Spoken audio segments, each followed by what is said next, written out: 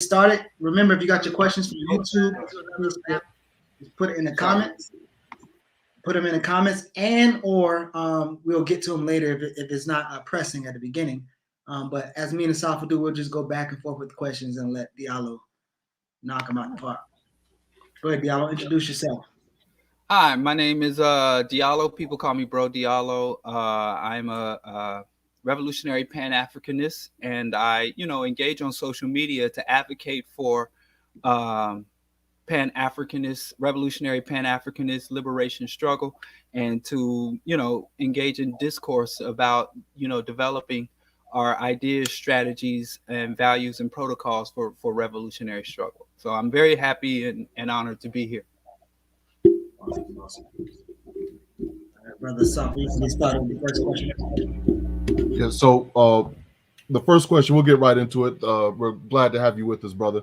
The first question that I want to ask you is about our previous discussion regarding Black capitalism. You made some remarks regarding entrepreneurship and generational wealth, and what generational wealth really, what we should really see generational wealth as opposed to what we've been given as the idea of generational wealth. Could you share those comments with us again? Okay. I'll start with the entrepreneur. With the, I don't know, my mic is, all right. I'll start with the entrepreneur. I think you recall me making my hateful my rant against entrepreneur and entrepreneurialism, saying that I think that entrepreneurs are given a false elevation and falsely and inappropriately celebrated. That an entrepreneur, there has never been, and this really came to head with Ice Cube's contract with Black America. And that kind of brought together all of this new mythology about the impact and relevance of entrepreneurialism and Black entrepreneurs specifically to Black people, Black empowerment. And now the entrepreneurs are basically the folk heroes of this modern late capitalist era. And throughout my study, my research of history in general and Black movements in particular, there has never been an entrepreneurial struggle, never entrepreneurial led, entrepreneurial sustained, or entrepreneurial advanced movement. I'm not against any individual attempting to become an entrepreneur. I am definitely and aggressively opposed to entrepreneurs or the concept of entrepreneurialism being brought to the forefront of Black liberation, because that it is just not. Entrepreneurs are some of the most vulnerable people in the society that stands the most to lose the most in any type of societal upheaval. Entrepreneur means to be conservative. So I'm not telling Black folks don't engage in entrepreneurialism right now. I might say that later in tonight's discussion. But what I'm saying for Black people as a collective, we have to demote the Black entrepreneur. It is not something to celebrate. It is not something to allow to lead. It is something you are free to engage in as an individual or as a group if you come together and get your little buyers club or little business group. But entrepreneurialism is inadequate and dysfunctional when it comes to revolutionary change and revolutionary struggle. So that was really what was behind my rant, to say, I was really sick. I had been in almost a half a dozen debates and one formal debate discussing Ice Cube and many of his ilk, because he believes that entrepreneurs will lead. And we found this out. Du Bois, the father of this entrepreneurial myth with his talented 10, even Du Bois had come to see the error of his ways and reorient and reconstruct his concept of the Negro elite, the talented 10th, being the leaders or being people that are worthy or capable of leading Black people to liberation, or even any way to protect us from the ravages of colonization, oppression, racism, and so on and so forth. So that was behind my anti-entrepreneurial rant. I am fine that if you as an individual or you as your grouping want to engage in entrepreneurialism, I am opposed to that being a standard or that being a criteria for leadership in Black revolutionary struggle. I treat entrepreneurialism the same way Malcolm treated religion. Leave it in the closet. Now, if your entrepreneurialism and what you gain from entrepreneurialism, and you can put material resources in the revolutionary struggle, you are engaged in what is called revolutionary suicide, or class treason, which I support, I embrace. But you're not worthy of praise simply because you engage or are successful in entrepreneurship. Secondly, capitalism is capitalism. As far as Black capitalism, I don't believe there's any such thing. I think Black capitalism is like Black Christianity or Black Islam. It's so alien to African people. It is so alien to our disposition, our mentality, our culture, our history, that it's just Black people doing capitalism. So I say there's no capitalism is capitalism. And if anything, it is born out of white Western culture, the white Western mentality, the Urugu or the Iceman, or whatever, term we use. There's no such thing as a Black capitalist. And what's even more tragic about that is 90% or more of the Black people who identify as capitalism, identify as capitalists, are not capitalists. They are not capitalist in function. There's a difference between supporting capitalism, meaning that I like capitalism. I support capitalism. But if you do not live off the dividends, number one, if you don't own the means of production, and you generate revenue or dividends is your primary source of income, you are not engaging in capitalism, and you are not a capitalist. Now, there are many working class pro-capitalist people, and those people are class traders, and many of them are also race traders. There's a lot of overlap between race treason and class treason because capitalism is rooted in colonization, enslavement, and hyper-exploitation of both African people and African resources. So I don't buy into the concept. It's a misnomer to say a Black capitalist or Black capitalism. You are just a capitalist. You are just a parasite, and you're a parasite who happens to be Black. So Black capitalism is nothing but, at best, a mimicry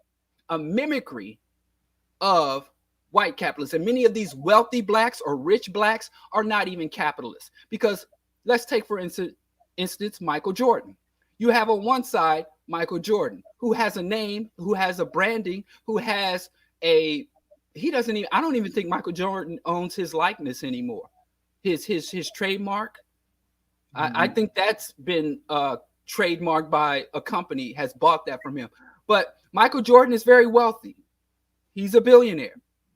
But the Nike Corporation has the infrastructure, the factories, the raw materials, the shipping lanes, the armed military factions that protect their foreign overseas interest. That Michael Jordan owns and controls none of that. That's where the capitalists dwell, in the raw resources, in the factory and manufacturing. So Michael Jordan will be able to pass on a shit ton of fiat to his children. But Philip Knight, the CEO of Nike, he's going to pass not just a shit ton of fiat, but the infrastructure for a global distribution and manufacturing network. That's capitalism. And most wealthy Blacks are nowhere near that. They're nowhere near participating in that.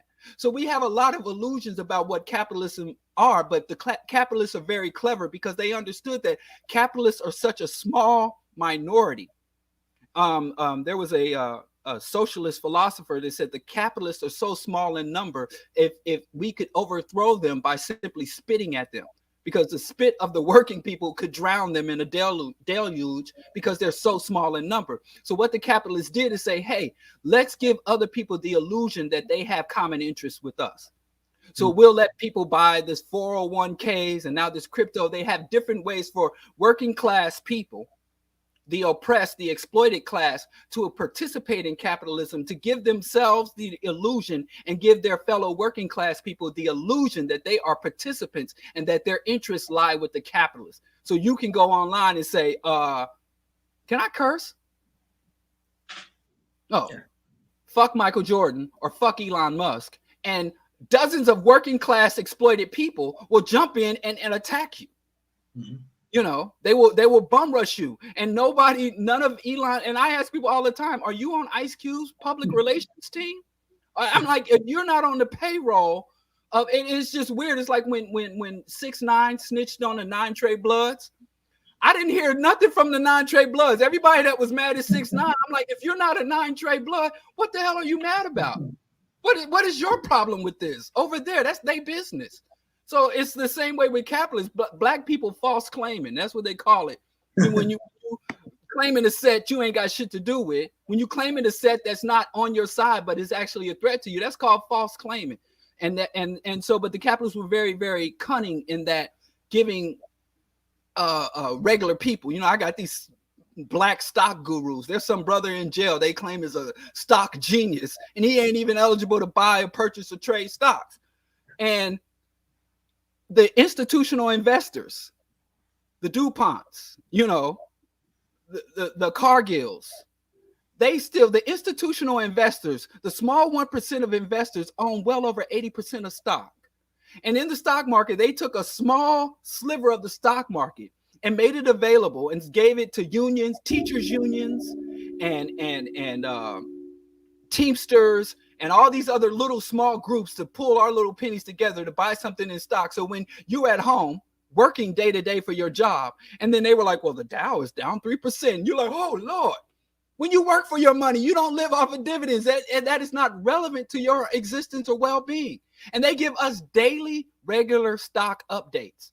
They don't give us labor updates. They don't tell us how many injuries there were in the field of labor. They don't tell us anything about what is relevant to the workers. They only tell, oh, the stock is down, stock is up. Oh, this is how, and they really got us conditioned to think, oh, Lord, there's been a contraction in the market. You got people who don't even own stocks that got the language or the vocabulary of the stock market. And that is psychological warfare. That is psychological mental warfare. And when they say there's a shift or a downturn in the market, that's no different than saying there's a war in heaven amongst the angels. It's some fictional place you're never going to get to and has no bearing or impact on your life. And we're paying attention to shit that has no impact on our life and invested in shit that is not relevant to us, while we neglect the very things that are relevant and have material, real world impacts on our life. And finally, generational wealth. Generational wealth is only the quality of the land, the quality of the air, the quality of the water, and the quality of the social relations. That is what generational wealth is. Who cares how much money Beyonce and Jay-Z leaves for Blue Ivy if she has to live in a goddamn bunker eating synthesized food that came out of a 3D printer, eating what they call that Soylent Green. Who cares? If Blue Ivy has to spend all the wealth that Jay-Z and Beyonce leave for her, if she has to spend that on guards, electrified fences, drone surveillance, and to protect ourselves from the starving masses, what quality of life is that? How many rich niggas are we going to have to watch go completely insane in the tabloids before we figured out, man, maybe there's a different way to go? Because even when we win, we lose. How many more? How much longer? And then y'all go from saying hashtag Will Smith, hashtag goals. And now y'all got to find 2 other rich Negroes to follow in behind because they embarrassing themselves on a global scale. And y'all just keep hopping. Just go the other way. Just come over here, where there's quality of social relationships, and we can fight for things that are relevant. Generational wealth is only rooted in the material environment, the quality environment. Every year, more and more Black women, including Blue Ivy, including the Obama's daughters, has more and more dioxin in their breast milk, has more and more, now they got this thing called microplastic.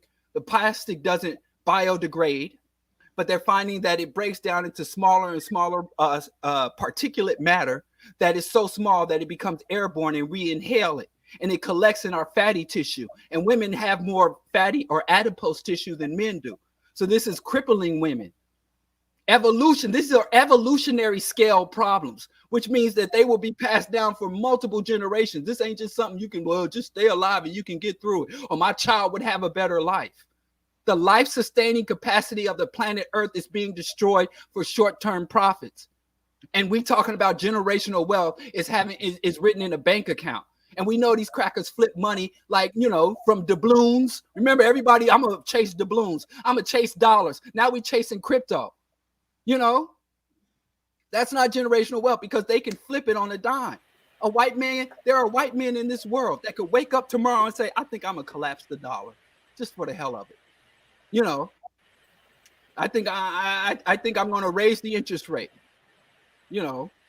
I think I'm going to shift. Oh, we're going to go from post-industrial to pre-industrial. They can flip it. You don't put your life, your generations, your descendants' lives in the hands of literal psychopaths. So I think we need to redefine what generational wealth. Generational wealth is say, in my lifetime, from the time I was born to the time I die, is the water quality better? Is the air has fewer contaminants? Is the soil less radioactive? Are there fewer nuclear bombs when I'm born versus when I die? That is generational wealth, and that is an inheritance you give a damn about, And if you think so, I'm sorry, but okay. No, I think so tell me this: there's even people in the African Center, Pan-African, whatever they want to call themselves this week, that would say the U.S. will never be a socialist country. Like, is that your goal? You're trying to turn this country to a socialist country? That'll never happen. What's your response to that? Right. The United States as it exists will never be a socialist country. And so United States ain't gonna be any kind of country under capitalism either. United States is doomed. United States is showing every element of an empire in collapse. Even conservative white men like the late Chalmers Johnson wrote books like Blowback and Collapse. So this system is eroding, and it's literally barbarism. They're literally creating legislation saying that if some people are protesting for justice, you can ram your car through them. If someone stand your ground laws, this nation is eroding already. And even the people who are most prosperous in this system have high rates of anxiety. I mean, this is Marxist alienation. If you want to know anything about white folks, Marx told on white folks. That's why they hate him. They don't hate Marx because he came up with an alternate economic. They hate Marx because Marx told their secrets. Marx is the Tekashi 6ix9ine of Western culture. He snitched on white folks, and that's why they hate Marx. All over the world, white folks hate Marx. This system is already decaying. So when the system is collapsing, it can fall one or two ways. It can fall to the left, which means it will have more progressivism, or it will fall to the right, which means fascism, and the society will literally cannibalize itself through internal violence, or what is called the balkanization of America. America's doomed either way because capitalism is unsustainable. It's not a sustainable system. This country isn't 300 years old, and it has elements of decay that we saw that it took societies of the past, the Roman Empire. It took the Roman Empire almost 3,000 years to reach the state that the United States has reached in its decay in just less than 300. So yeah, who cares what America can or can't do? We're talking about what African people can or will or won't do.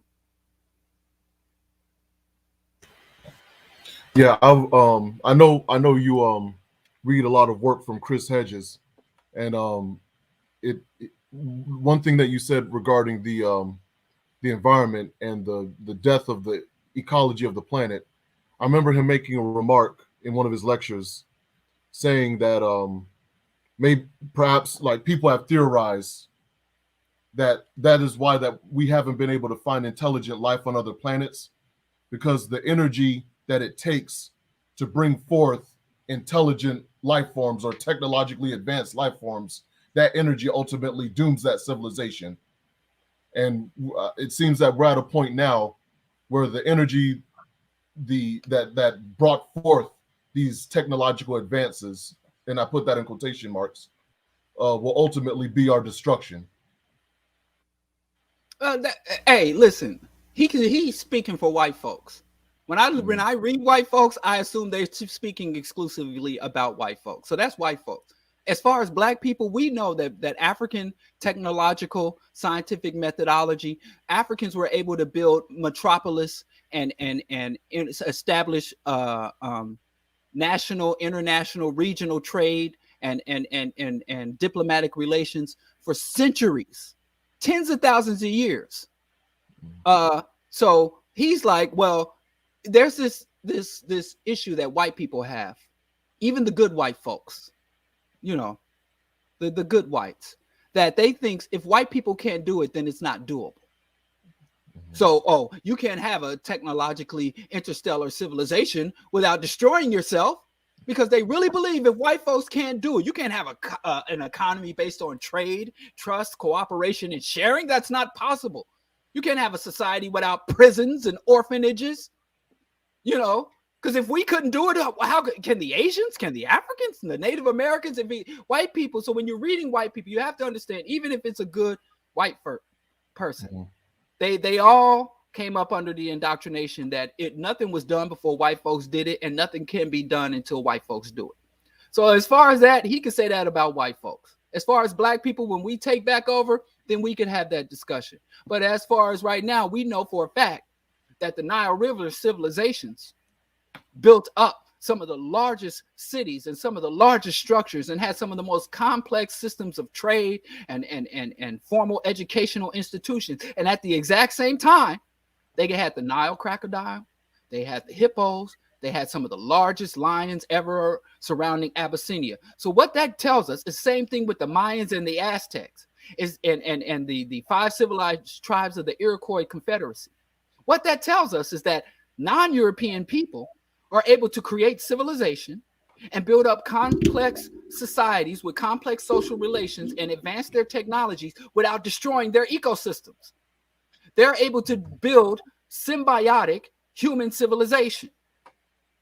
We know that, because even now you go to a zoo, where do you see the animal exhibits? They have the Africa exhibit, the Asia exhibit, they have the Mesoamerican exhibit. There is no European exhibit, because the Europeans, just to make those musty ass castles, had to destroy all their forest. All the major predators of Europe. There were bears and lions, and even if you go back far enough, there were great apes who dwelled in the European and the steppes. And the Europeans, the whiter they got, the more ecological destruction they came in. When the Europeans first got here to the so-called New World, it said that it would take them 1,000 generations to reach the shore, because there were so many resources. There were so many fish in the river, it could topple boats. When I first moved here to Chicago 11 years ago, I could go to Washington Park and turn over a stone, and there'd be all kind of little creatures and worms and bugs. There were bees and bats. And just now, in the 11 years I've been here, Washington Park is almost devoid of life. The insects. So white folks are like, well, we can't build technologically advanced civilizations without destroying the ecosystems and the environment. So who can? And I say to black folks, don't adopt. We can't use their analysis of themselves or use or define ourselves according to their failures. We also can't define ourselves according to their successes. We shouldn't pursue their privilege, and we shouldn't pursue their pathology. So that's what I would say to Chris Hedges. Yeah, keep talking, but make sure you know, keep our name out your mouth. Talk about you and yours. Don't talk about what we can and can't do. So tell me this. You said you're a revolutionary, and we have folks who sometimes claim themselves revolutionary, or we have bad salesmen who can't sell their products, saying they have revolutionary burnout. I want to put a quote of Asafo Shakur, who said, "A theory without practice is just as incomplete as practice without theory." I want you to respond to people who dismiss studying, dismiss reading as a part of struggling, and tell us what revolutionary or revolution is and what it isn't. Well, Bobby E. Wright said that menticide is the greatest threat to African people. Since we were brought here under chattel slavery, African people have been under the strong body, weak mind view, where the Africans were valued according to the work they can do and devalued according to the philosophical elements. And so we adopted that, just like we adopted a lot of other things, and we have carried that forward. It has been refined somewhat, but we are still under the thing that all that talking, we ain't got time for talking, that there is no time for discussion, even though I tell even the most militant, gun-toting, bloodthirsty African warriors, I tell them, if you look at the Pentagon, everywhere you find a military base, every military base on the planet Earth, and there's thousands of them, has a library and it has a lecture hall. Every single one of them. That's the first thing. They all have gun ranges, libraries, and lecture halls. In order to be a general, every U.S. general has a PhD level education in the U.S. military, and they must be published in peer-reviewed articles. Outside of the U.S. Library of Congress, the largest federal library there is the military library. So war is both a material, physical conflict and a scholarly, intellectual conflict. So many of our people who reject discourse, debate, analysis, critique are under the conditioning that the African, especially African men, should be valued and measured according to the physical labor they can do as opposed to the intellectual work and cultivation that they engage in. That's an old thing from slavery, even though Africans have the longest intellectual and scholarly history of any other culture or race of people within the historical record. So intellectualism, I think above all, revolution is an intellectual endeavor, because you could shoot all the guns in the world, but if you cannot articulate your positions in a way that can be digested and accepted and embraced by the masses of your people, then what happens is, if you win your so-called revolution, you're just going to have to become a dictator, because the people don't have the intellectual capacity to comprehend the changes that you're implementing. And we've seen that from Zimbabwe to even parts of China. So we need a cultural revolution, and we need to become, again, an intellectual people. We always understand the material things that we lost as an African people. And when we think of culture, we think of the art, we think of the clothing, we think of the music and the food, but we rarely think of African intellectual culture. And that pains me. I get a lot of people that want to, when I'm trying to engage in discourse and discussion and analysis, they ask me, well, what do we do? And we're all about that work. And what's really weird to me is, wherever the Black people who are doing all the work are, I would never go to them and say, hey, y'all sit down and let's engage into some discussion. I don't know where the workers are finding time to come to the talkers and tell us to start work, because the talkers don't go to the workers and say, stop working and start talking. I'd figure if I was doing all that work and I was all about the work, how do you even get time to read the talking or engage in the dialogue? Let alone tell us. I don't kick down the doors of the churches and say, stop praising the Lord. You have place, go do the work. I call them guys the Action Jacksons. But we all know action, when you engage, if you don't have the proper ideological foundation for your actions, even if your heart is in the right place, you're going to end up with demagogues and cults and maladaptations to your oppression. So I think we have to re-intellectualize our struggle. And there was a time in the construction era where academic achievement and literacy was one of the highest values and standards in our community, and African people had created the most rapid and expansive literacy program, where we went from at the end of the Civil War having an over 90% illiteracy rate to within halfway through Reconstruction having a higher literacy rate amongst Black people than the white people of the South. We surpassed white people in literacy because we used to be, as they think, as the myth about the model minority Asians, we used to be the minority of America that valued education above all. That's something we lost. It ain't even something we lost. It was something that was systematically stripped away from us, and we need to reclaim it. I don't know. I think I might got off your point. No, that's good. And you actually clarify a point that we might have to get in later. But before Asafo asks his next question, make sure that you get your questions in from YouTube or Facebook. Hit the share button so we can create more people into the dialogue. But go ahead, Asafo. You're on mute, though. See? They destroy our intellectual lives.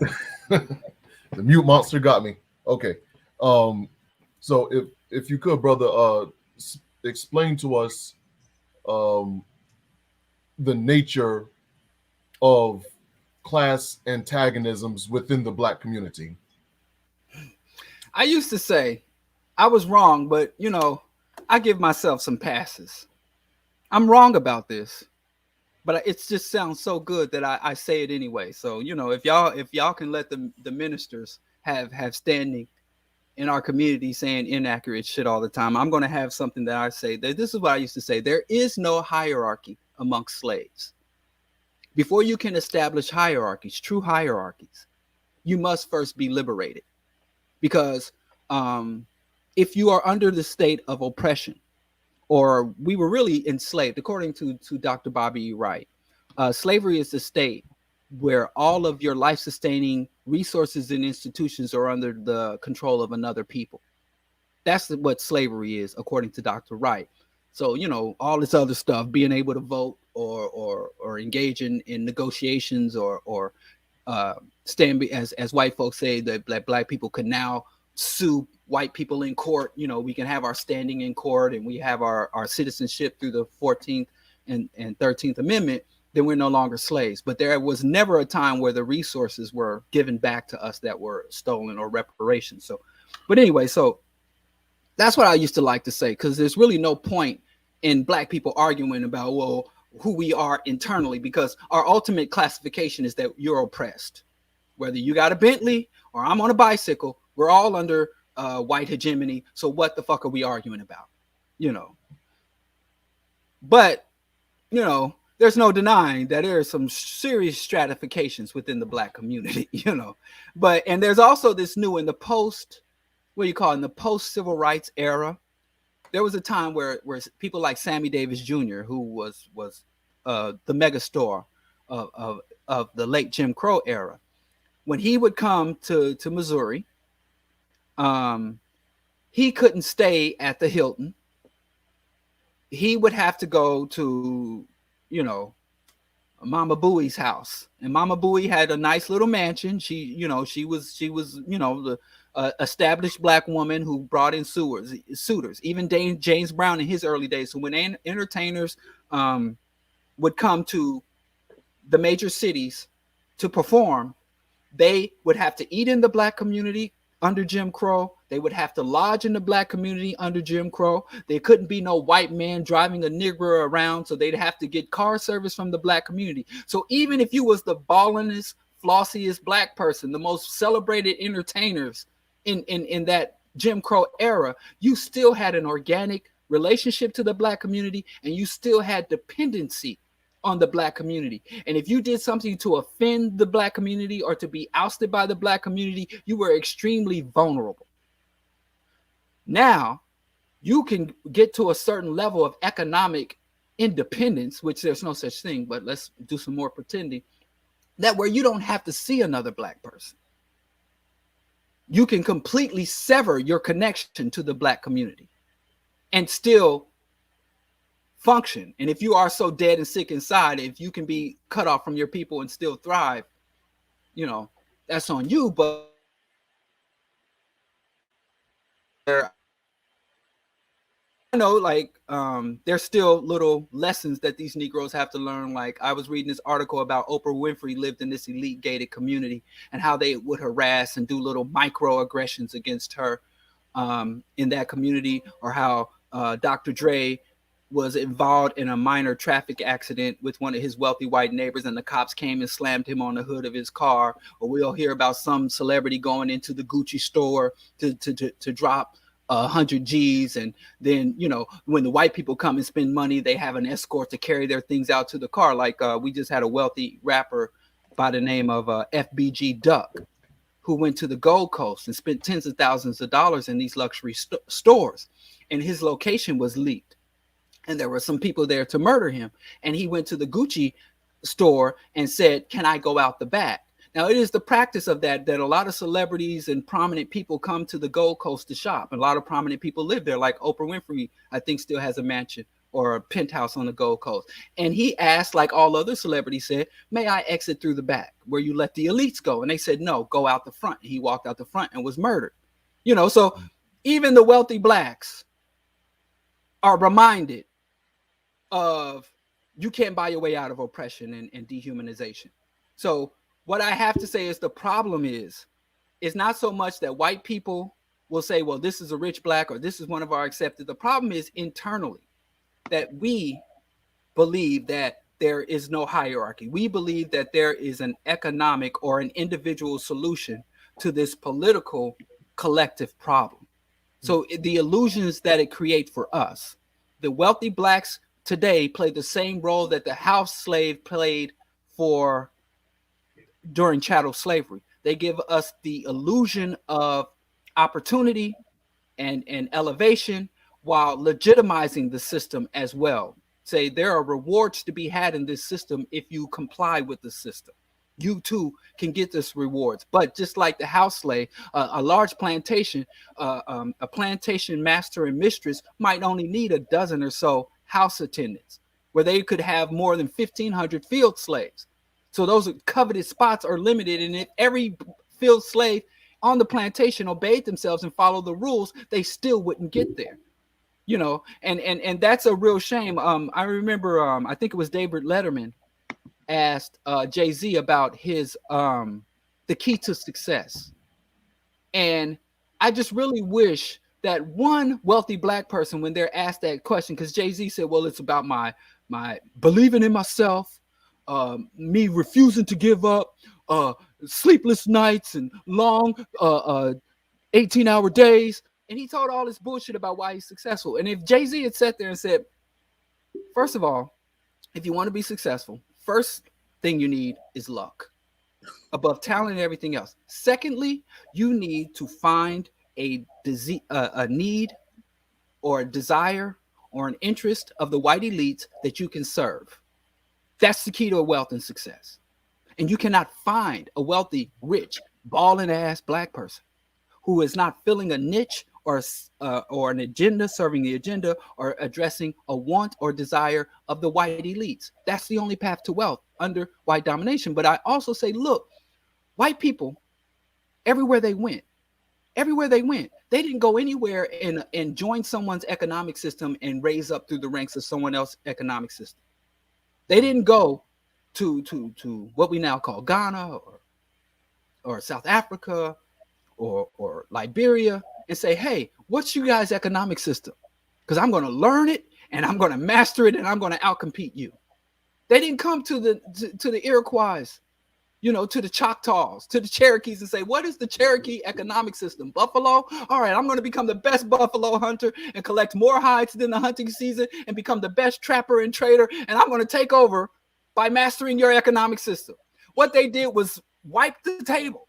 Whether it's a chessboard, whatever analogy you like, we playing chess, they playing chess, whatever the board was, white people flipped the board over and said, here's the new terms and conditions. Here are the new standards. And so that's what black people do, say, well, how do we want to define wealth? I prioritize the extraction, refinement, processing, and distribution of resources. How do we want to do that? And then we flip the table and do that. But in terms of stratification, I like the idea that there's no hierarchy amongst slaves. And if you want to say, well, I want wealth, I want comfort, because black wealth is a ransom. Black wealth is a ransom you pay to shield yourself from the worst ravages of oppression. That's what black wealth is. That's what it has been since we've come under oppression. And if that's what you want to do, say, hey, I want individual comfort over collective empowerment, that's your right to do. But just stop fucking lying to the masses of people about who you are and what you represent to yourself and to us. Because there is no hierarchy amongst slaves. Until the systems and institutions of global white domination and white hegemony have been removed from African lands and from the necks of African people, there's really no hierarchy. There are different roles within the white man's system, and I'm not willing to bicker about different roles and what role any other black person plays under this system. I only want to debate and discuss how the different roles in subverting, challenging, and dismantling this system. Let me double down on that. I want to stay there for a second. So, you deliver, and I think some of us be accused of this all the time, but a black person hears you being hard or critiquing black folks. the Jay-Z's, the Oprahs, or the homeboy in the hood teaching financial literacy or whatever. And we have this rhetoric of race first and class, but you got to add class and on code. We have all these other things. Race first, yeah. Right. So I want you to answer two questions. One, what's your thoughts when people say you always critique Black people, like we should be on code or whatever? And then also, I want you to tell me which one do you confront? Like which one is more important, or how you distinguish who you confront? Actually, I just want you to answer that question, and I'll follow up if I need to. But wait, the first question was, I didn't quite get the.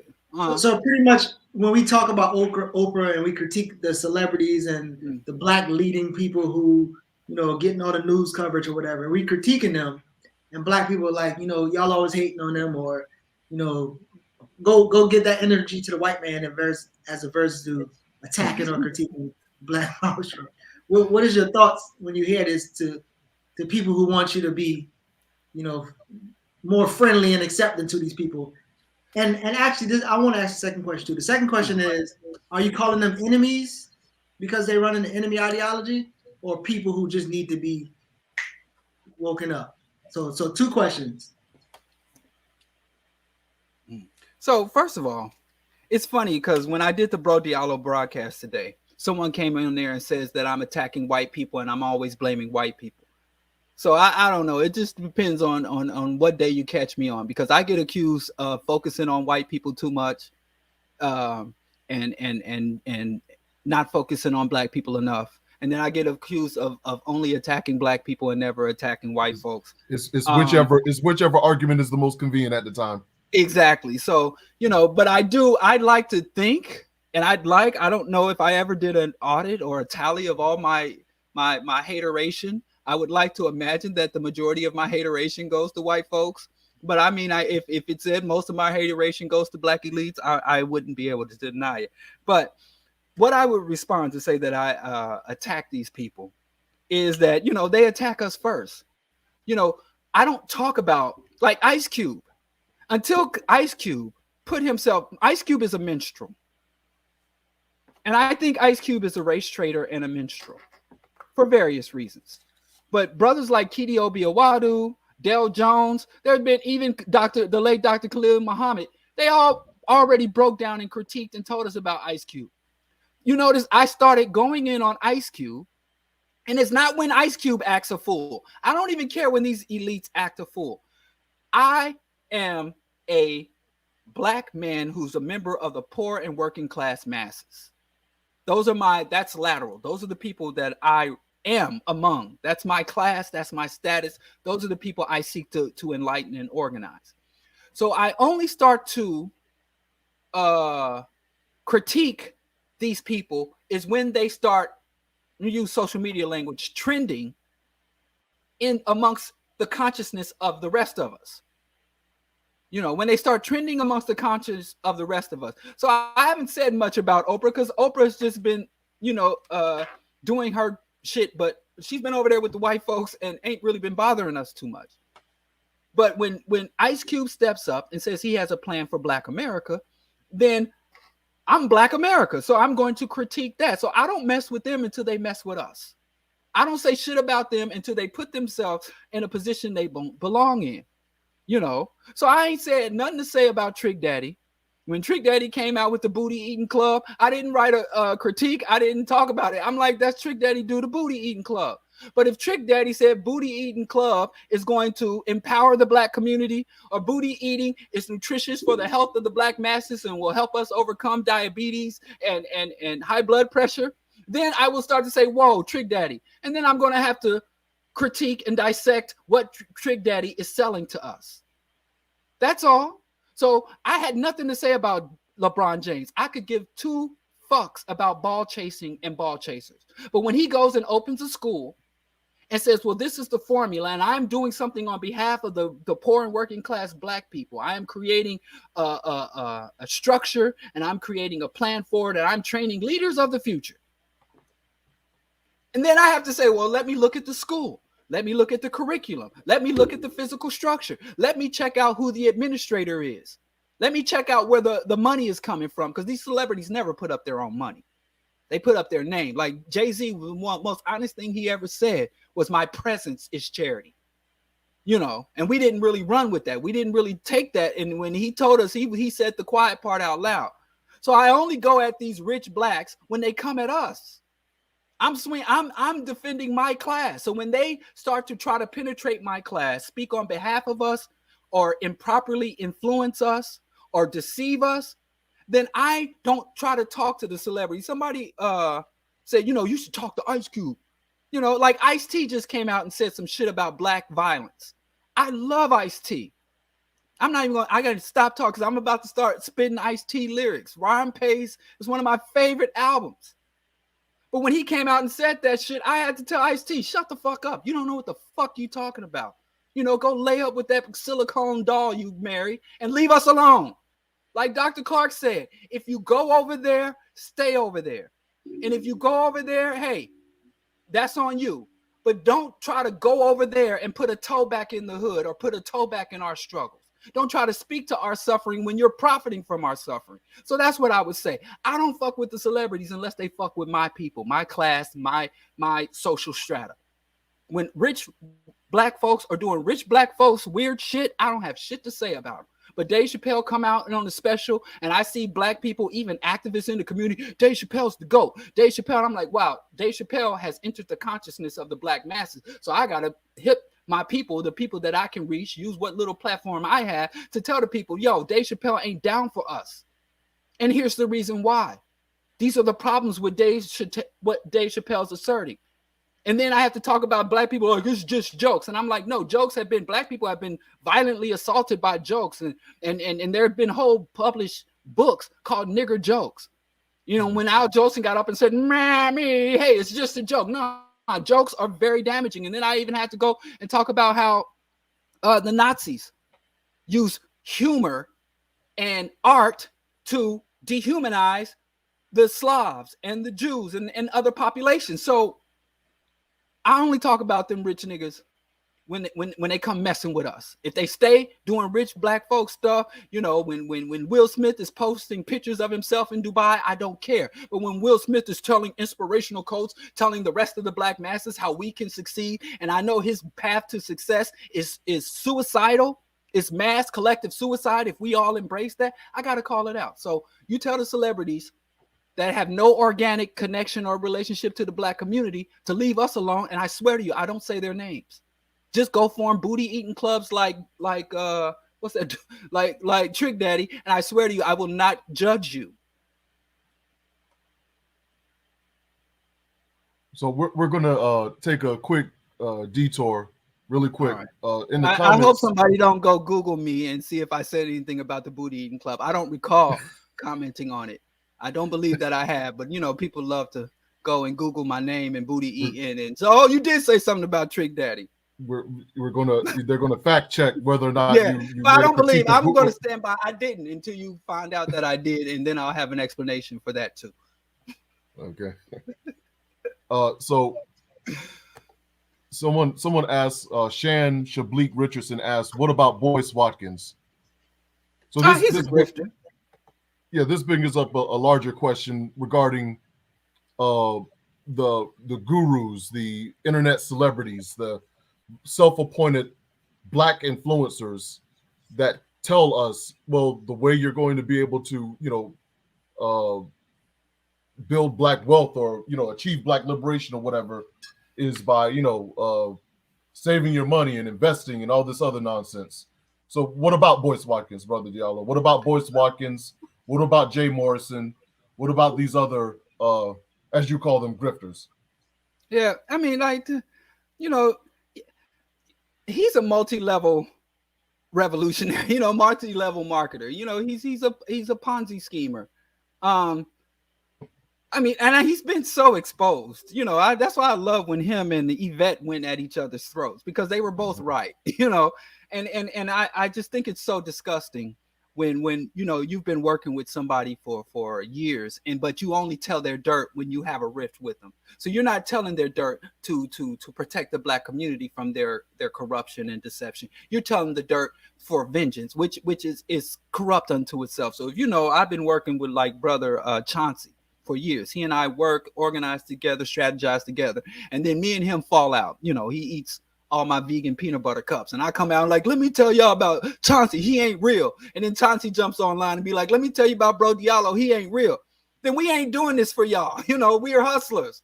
Because I mean, let me tell you something. Let me just say, I will Tekashi your ass tomorrow. I'm the revolutionary Tekashi. Because if I know you're doing some slick, dirty, behind the scenes shit, even if you my boy, I might give you 48 hours to tell on yourself. If I find out you're doing some dirt, I'm like, yo, is this true? You know, I support the new Negro self-exposure protocol. I believe in self-exposure, but if you don't self-expose, then I'm going to tell. So if you try to do revolution with me and I know you the scum of the earth, I will give you 24 hours to tell, and I'm not going to wait to fall out with you to tell. So anyway, he's a grifter. He's not even financially independent or literate. But this is what people like him do.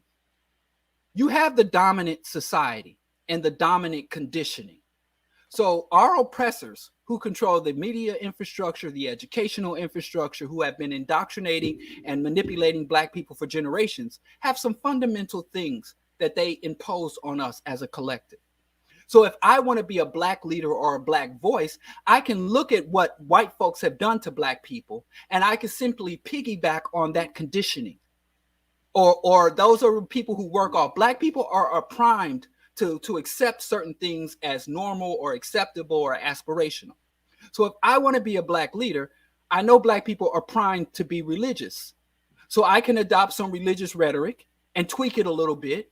You know, tell my choir to wear some red, black, and green choir robes, and I put on a kente cloth robe. And instead of the white Jesus, I put up a Black Jesus. So basically, I'm putting a African cover on European conditioning. So it's the same thing that these financial gurus do. Black people, white folks, and their media and marketing infrastructure literally spend billions of dollars to get Black people, to develop Black people's desires and drives to consume and to get the best material possessions that this system has to offer as validations of ourselves. So all I do is go from capitalist mass indoctrination, consumer indoctrination, and I call it Black economic literacy. But this is also the same thing that the religious people does. He could have done the exact same thing, and you replace God with finance, and he's nothing but a pork chop preacher. He is engaged in what is called prosperity politics. The ministers used to say, you engage in religion so that you can have an afterlife, so you can strive towards this unseen place. You can go to this place that's all but unattainable, but you can do it. They went from saying that to say, if you follow God, you'll get a Bentley. So politics used to be something about empowerment. Our political leaders used to say, I will give you humanity. I will stop the atrocities. I'll stop the Klan. I'll stop the paddle rollers. If you ain't vote for me, if you follow me politically as your leader, I will get you to this promised land. And now in prosperity politics, they say, if you're properly pro-Black, if you engage in the proper pro-Black behaviors, you will get a Bentley. So prosperity politics emerged. That's what ADOS, FBA, all that shit is nothing but and this financial, it's prosperity politics. You know, it went from engaging in politics for collective empowerment and collective liberation to engaging in politics for personal wealth and personal enrichment. That's it. It's the same old hustle. It's so common. I always say, I wish Black people would at least develop enough to force grifters to get more complex. And after prosperity politics erodes and collapses on itself, they're either going to come back with more prosperity gospel and religion or go on to some other grift. And a lot of times they interchange, you know. And as soon as he fully runs out of steam on this financial shit, I promise you, Boyce Watkins is going to find God, and the God's going to tell him to spread his word. And just like a lot of preachers became financial gurus, and a lot of financial gurus are about to become preacher in the next 5 to 10 years. Watch. I want one of y'all to text me or hashtag Bro Diallo when you post the article that find out that Boyce Watkins is gonna start a church. You ain't tell me you was a prophet. I know them preachers rubbing off on you. Yeah, I'm a secular prophet. I said that. I am. I'm a secular prophet. I don't use divine wisdom to predict the future. I just use historical precedent to predict the future. So tell me this. I've been doing some Claudia Jones study lately, and see how her family was in Trinidad, and they were middle class Trinidadians, so they was building generational wealth. And then the U.S. With the cocoa industry pretty much ruined that and impoverished the country. They was forced to move. But her mother died at a young age, and she understood, she connected her struggle with the struggle of the millions of African people, and she committed class suicide at a very young age. Right. My question is, do you think we should give up on adults, right? And what kind of focus should we be putting on young people to kind of pull them away from individualism and this other shit, that generational wealth and stuff like that? What can we do to pull them away? And again, do you think we should give up on adults? I think Whitney Houston was the most incredible artist. I mean, I'm not even into singing and R&B. I'm a hip hop, roots, reggae, Afrobeat. I have very limited taste in music. But even when I hear Whitney, it blows my mind. But the worst thing Whitney ever did is that line, "I believe the children are the future." The children are not the future. The children are not the future. Because guess what? By the time the future gets here, what are the children? They're the adults. And I know this concept is saying, well, you can teach the children. And when the children become adults, that's not how shit works. We cannot say, well, forget about the adults and focus on the children. It does not work, and it doesn't make any sense. This has to be multi-generational and intergenerational. Now, the techniques for educating adults or reorienting adults are different. So we could say, well, we need different tactics for adult education. In fact, my wife, who's a college professor, she is literally an expert in adult education. She teaches people to educate adults. She teaches university classes in adult education, because adults who everything from their life experience to their brain chemistry are still capable of learning. They just learn differently. And if you have a bunch of dumbass adults, and for every child you reach out to educate, for every conscious adult that a child interacts with, and then they go home to dumbass parents and dumbass aunties and dumbass school crossing guards and dumbass security guards, they're going to have more impact on that child than you. We have to make allies of other adults. We can't just, that is a conclusion of convenience, because I know how hard it is trying to talk to grown folks. But it is not a viable conclusion. We can't leave in it. We have to incorporate the elders, the middle-aged, the teenagers. I got a 19-year-old. I mean, if we could just cut out the teens and then do the children and the elders, shit. You talking about the youth, man, to what age? So, no, I don't buy into that. I think that we have to do intergenerational education, and we have to develop techniques and then not only do you have different techniques for educating adults, it's different. The hardest adult to educate is an educated adult. My wife teaches undergrad, master's, and PhD students. And the hardest students she has the most trouble educating are the ones who are on their way to securing their PhDs.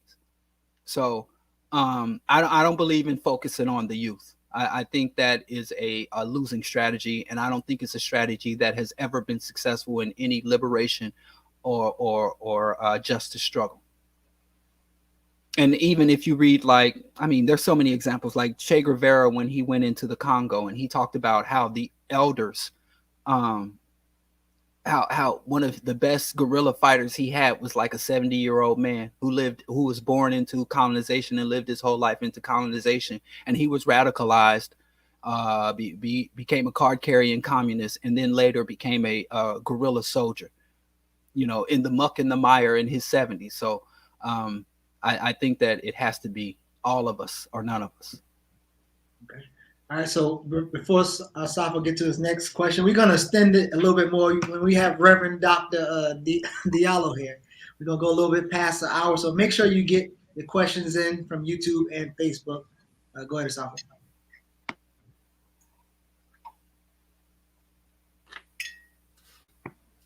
Mute. Got me again. Okay, can you pull up the Amos Wilson quote? Absolutely. Right after that, we're gonna go for you to critique a video, a short clip. Where we'll go to Amos and then we'll go to that short clip. Y'all don't put me up against Amos Wilson. That ain't fair. Y'all didn't prepare me. Listen, people don't try to snipe Jarrett for giving some kind Amos, so we gonna get you got too. Man, come on. This is ambush journalism. Not bad, man. We love you though. That's all that matters. All right. Oh, here, this is the whole thing right here. Oh, can y'all see that? All right. So I'm gonna read this. Hopefully, those who are listening, those who are looking, will be able to see what's on the screen there. But I'll read it to you. We have to recognize that the educated individual is the craziest of all individuals. That the educated individual is the most dangerous of all individuals. When this world comes to its end, it will not be brought to an end by the muggers on the streets. It will not be brought to an end by the drug addicts, by the prostitutes, by the youth gangs. It's going to be brought to an end by people with PhD degrees. It's going to be brought to an end by people who study physics and mathematics, people who spent 15 and 20 and 30 years in school. It's going to be brought to an end by people who live in nice clip lawns with houses on the corner, with neat hedges, 2-car garages, and nice little well-spoken children. And the people who send their children to private school.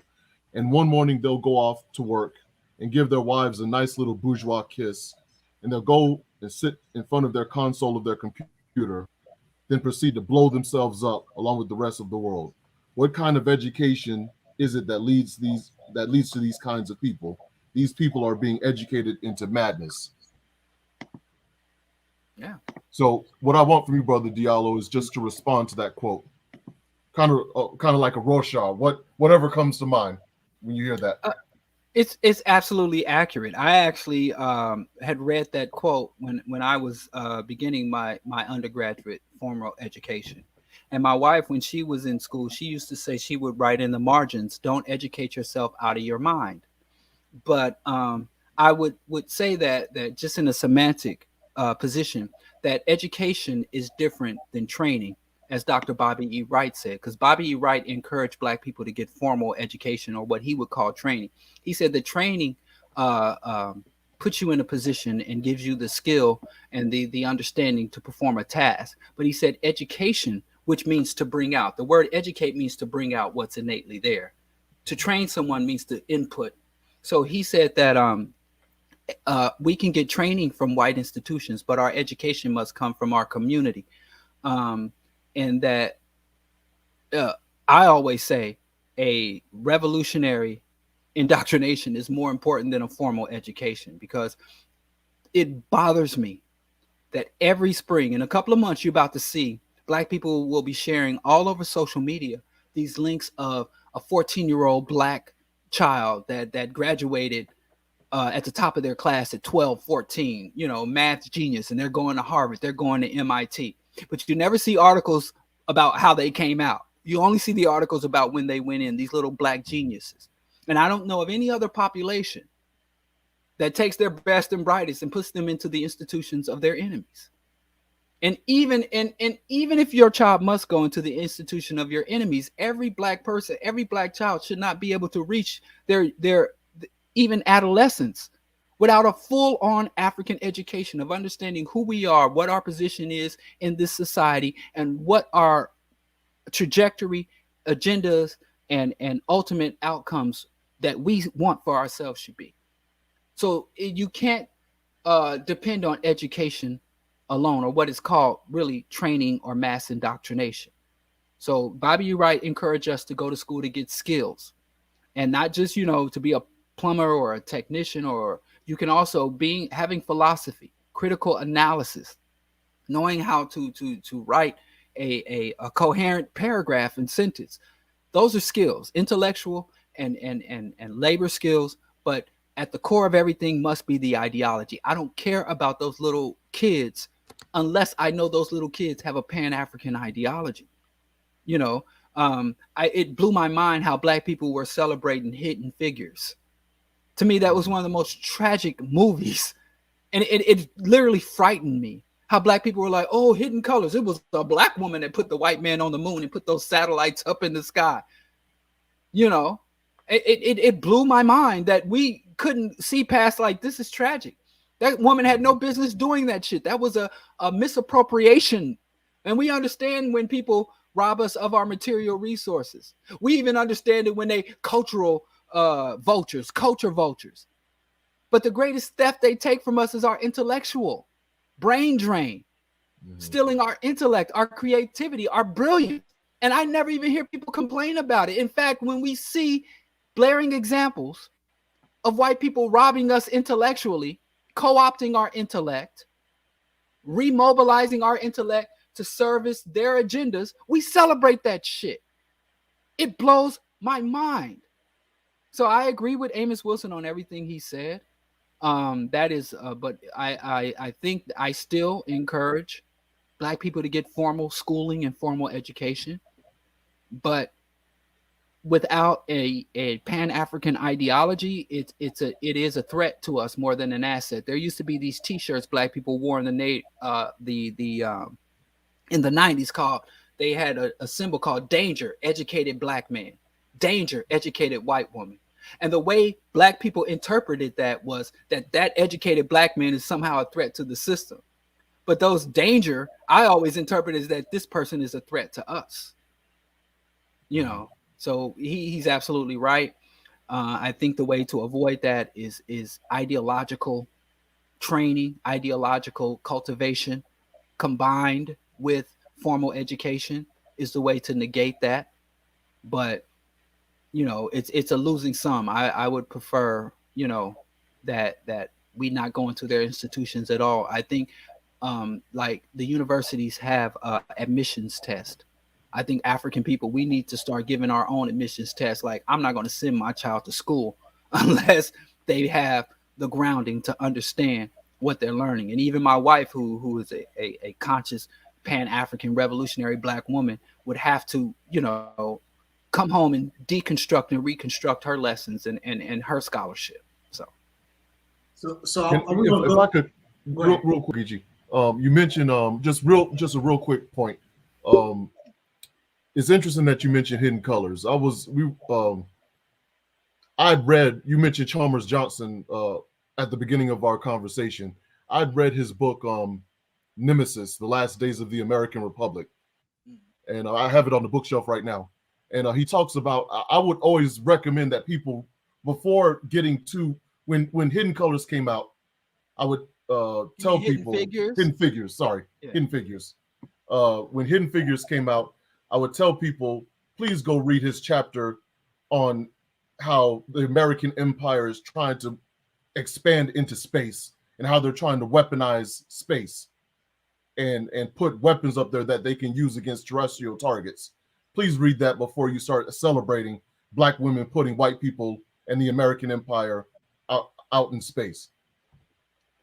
Yeah. You know, so I went off on that, and then they started talking about STEM education, and this is going to encourage Black girls to get into STEM. And I got people just jumped down my throat. They were pissed that I was called misogynistic. You know, I was called a hotep and all Black women, you know, Black girl joy, I don't want to see Black women have joy. You know, and I'm like, I don't want Black women in the basement of the Pentagon, you know, and then where are the patents? You know, where are the copyrights and the patents on that work? It don't come back. So we didn't even get paid, you know. It's like, yeah, that to me that shouldn't have been anything we celebrate. The fact that they can get us to celebrate tragedies means we got a lot of work to do. A Black woman making a bomb to blow up Black girls on another continent.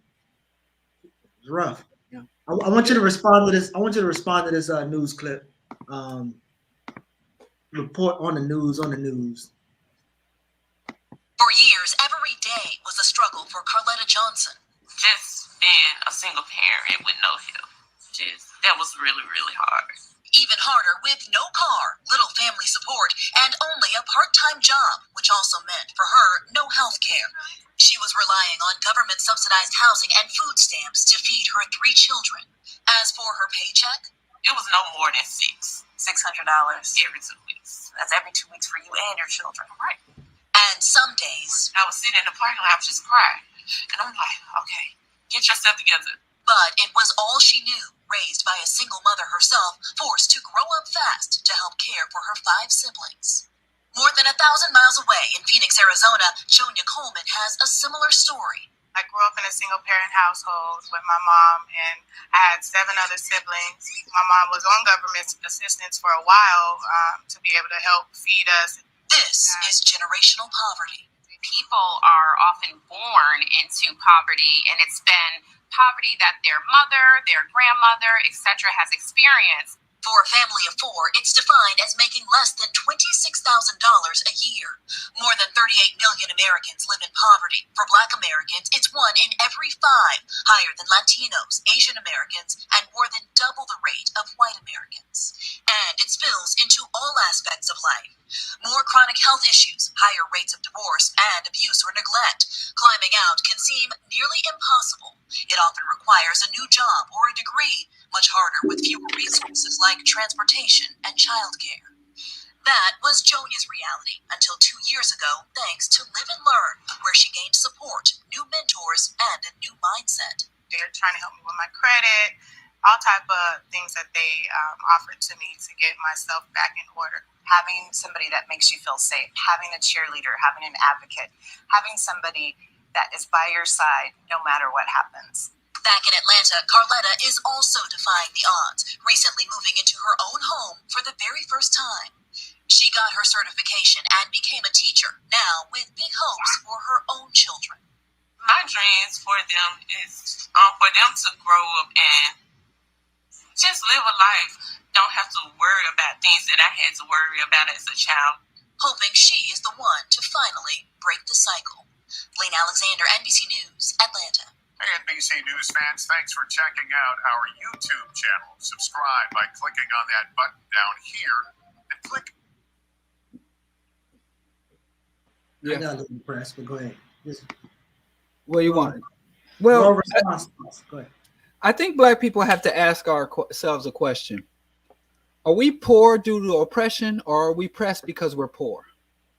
I think when we answer that question accurately, that will put a lot of that other stuff into perspective, proper perspective,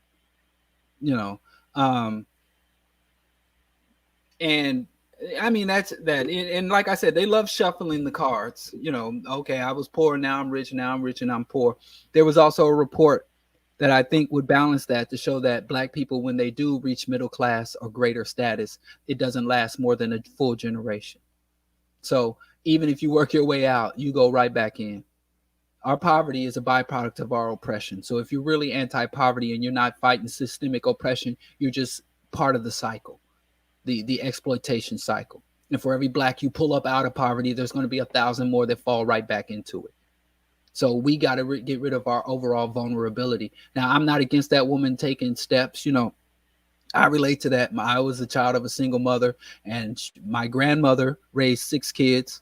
And I had to go all the way back to my great grandma Bowie and grandpa Bowie to see an intact family.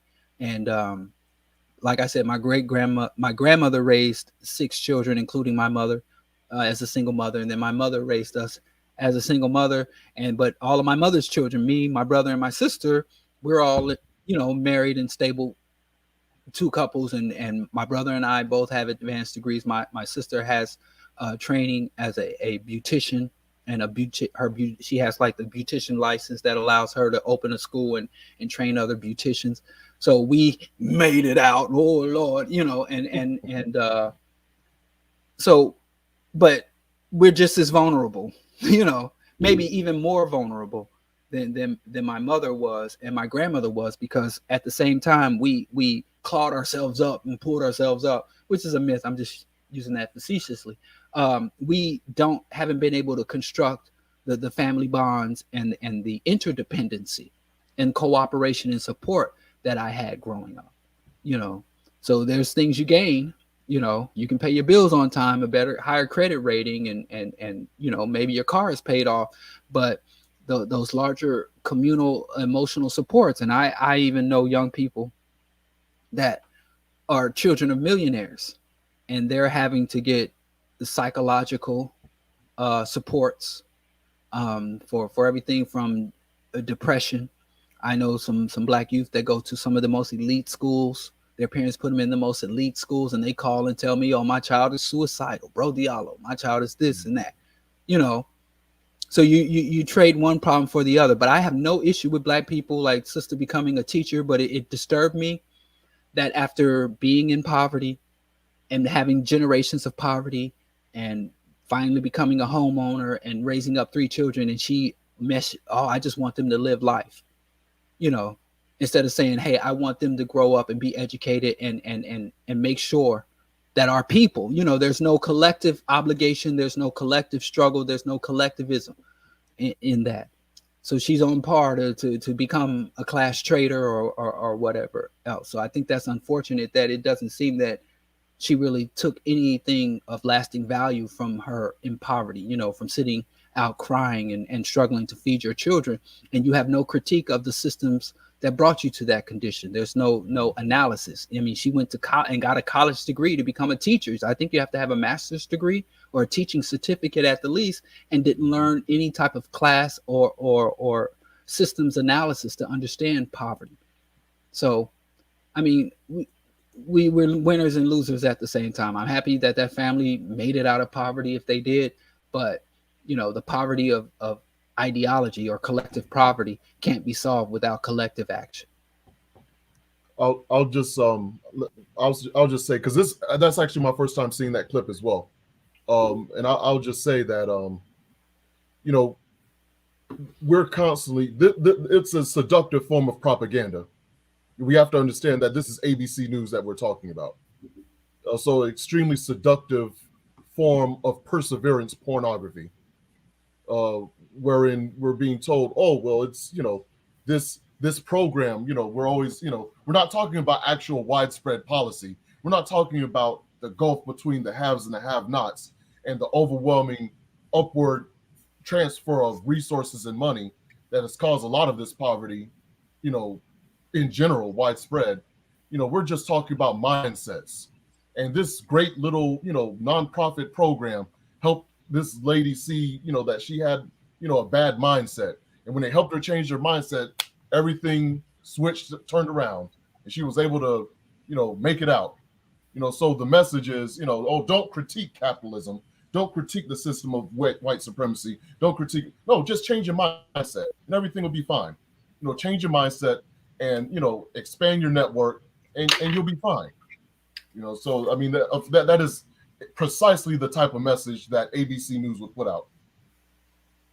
Yeah, and I think that we never asked the question. We loved showing these comparisons between white wealth and Black wealth, white households, when Black people have twice the poverty rate. I never hear anyone ask the question, how did white people get rich? I think they assume that through saving and being prudent economic practices, economic literacy. I mean, do you talk, have you ever seen Trump? Have you ever talked to a white person? You really think, I mean, white people became wealthy through carnage and pillage. And they sustained their wealth through carnage and pillage. Mm-hmm. Not literacy or anything else. How many economic disruptions? They have to come up with new words for shit. It's a depression.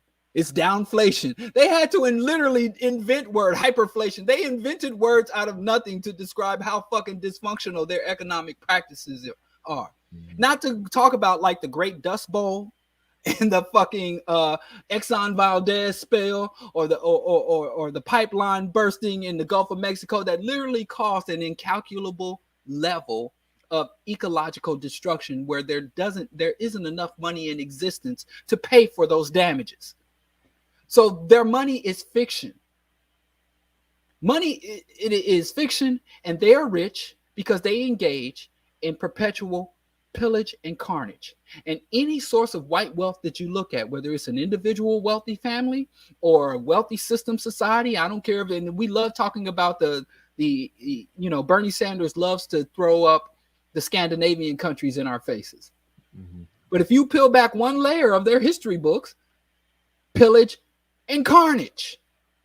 So unless somebody's out here saying, Black people, I want y'all to pillage and carnage, they're not truly interested in us, any significant, statistically relevant amount of Black people clawing our way out of poverty. Poverty ain't got shit to do with money. I mean, we got Africans from Haiti. When the French were colonizing Haiti, it was the wealthiest colony in the world. We got Africans sitting on bauxite and coltan, gold and diamonds, and living in abject poverty. Poverty has not a damn thing to do with the resources, the wealth, or fiat currency. It has everything to do with power. We are poor because we are oppressed. If you are not dismantling the systems and institutions of oppression, you're not honestly concerned with correcting poverty. You're trying to exploit the poor. So I appreciate that because, yeah, it is propaganda too, but I thought we would just take it at face value because, you know. Let's get back to drowning these rich people with our collective spit. How about that? What's your thoughts and suggestions on, or as it pertains to organizing workers versus students? Should we be focusing more on the workers, on the students? I know you kind of answered this with the youth and the adults, but how? Go ahead. There has to be an alliance. There must have to be a multifaceted attack. You know, our oppressors don't say, well, who should we propagandize and exploit? The youth or the old people? Who should we exploit and propagandize? The old or the young, or the students or the workers? They do multifaceted attacks. So every Black, you know, even now I'm talking to my son and he's in his first semester of his first year of college and he's checking out the student union, whether he should join the student union and build from within the student union, or whether he should start a whole separate body or group within the students. So wherever we find ourselves. But I do think it is appropriate for workers to organize and have leadership from within their milieu or within their ecosystem to cultivate that, and students were within there. And then there should be cross-pollination and cooperation from there. So I think that it should be multifaceted. All groups, every element of African culture must be radicalized. Every element of African culture must be radicalized or we will become extinct. You know, so there is no place we don't have. I wish I'm like, man, hey, we can forget about the workers. Hell, we can forget about the old people. Let's just focus on the students in the schools. I'm really good, man. You should see me take a standardized test. I'm so fucking good at school. If this was just about school, I'd be like, yay, you know, yeah, I could do that. That's where I'm comfortable, you know, just reading and writing and typing papers. You know, I used to see me sit here and just type out a political science essay. If it was just an educational thing, I wish it was. I wish I could just be over there and do it. But you have to go to every element, all areas, all social relations or human interactions. Dr. Neely Fuller talked about the 7 areas of human interaction. I think Kitty Owadu expanded it to like 9. But, you know, education, labor, politics, sex, war, economics, all areas of human relations and interactions where our oppressors dominate and exploit us, we must radicalize and liberate simultaneously. It must be simultaneous as well. And it's hella doable, you know. It's just, you know, the desire, the will, and you know, design, conceptualize, execute. Do I hear some advocating for some liberation theology? Yeah, absolutely. Even though that's a contradiction, ain't no such thing. Generally, liberation theology means liberation from theology. But yeah, you'll find that most people who engage in liberation theology tend to exit the theology. You know, Malcolm X did it and Dr. King did it. They both did liberation theology and they became more and more ostracized from the very theology they were trying to do liberation theology within. So that's a natural outcome. So if you truly liberation minded within your theology, the ultimate outcome is going to be that you're going to either exit or be expelled from your theology. Even Yes, even James. and all that to say, absolutely, I am a 100% proponent of liberation from theology. Yeah, even James Cone, who kind of coined Black liberation theology, you could tell in his later writings, in his later works, and his later public statements that he was kind of, for him, religion was becoming more and more of an afterthought. Right. Like the idea of liberation was more of a thought on his mind than the theology aspect of it. Right. Yeah, so I agree with you 100%. So Geechee, you want to we have a few minutes left. You want to go through some of the questions in the comments? Yeah. Let's do. All right, go through that. Okay. Let's go back to the beginning here. So Lynn was impressed that you were able to draw a Tekashi 6ix9ine in Marx Association. Yeah. Bless Tekashi's heart. Bless his heart. Okay. So awesome. Let's see here. Let's go through this. King's Peace Small. And while he's searching through the questions and the feedback, make sure you get your questions in real quick. Thank y'all for tuning in, kicking it with us. So put your questions in, and we'll see if Diallo can break your question down. White people are worthy of attack. This is an interesting point. Let me ask you a question about just regarding this. Toussaint Werner's remark. Do you see any potential whatsoever or any necessity of coalitions between, say, Black liberation groups and, say, white leftist groups or what have you? Yes, I do. Okay. I think so. I talk about all the time. The first thing white people will have to do is get over the notion that they're saving anybody but other white people. I think white people's role is to civilize and humanize their own culture. And so I do not accept white people saying, well, we're going to protect Black Lives Matter protesters, or we're going to go free Haiti, or we're going to go free Palestine. I think white people need to liberate white people. White people need to educate and humanize and civilize themselves. And so when white people embark on that endeavor, then and only then can we be allies. But if they're coming over to us, why do you have to come to where I am when you're already where you need to be? You are in the house of the enemy. So if my house was, let's say, a home where the people in my home, my wife and my 2 sons are going out into the community, brutalizing and attacking other people in the community. And I don't like how my family, my relatives are going out into the community, brutalizing the community. When I sleep in the bed next to my wife and my sons are right down the hallway and upstairs from me, right? So I'd leave this house and go to the latest house where my wife and sons shot up and burned down. And I go into their house and be like, yeah, let's stop this. That is not a person who's really interested in liberation. So white people are already right next to. The oppressors are their uncles, their aunts, their cousins, their spouses, their kinfolk. So when white people start to engage in revolutionary organization against other white people, I support them. I am a natural ally of them. We have a common goals, but we just have a different path to get there. So when white people leave the white population and come and live amongst or stand next to me, I know their goal is not liberation or revolution, because that is a losing strategy. If Black people were oppressing any other group of people, and I didn't like my people being engaged in oppression, why'd I go? You don't have to go to Haiti to liberate Haiti. Haiti's problems originate at the Congress. Haiti's problems originate at the Pentagon. So why the hell are you traveling in the opposite direction of the Pentagon to help Haiti? So white folks, when white people do, I support Antifa. I support PETA. Because white folks have to experiment with animals before they work on others. So if white people need to work on animals having human rights and rights of animals before they can get to the rights of other people, I support. I don't know why Black people are so mad at PETA. We don't own no industrial farms and industrial slaughterhouses. Let white people go and clip those chains and free the cows.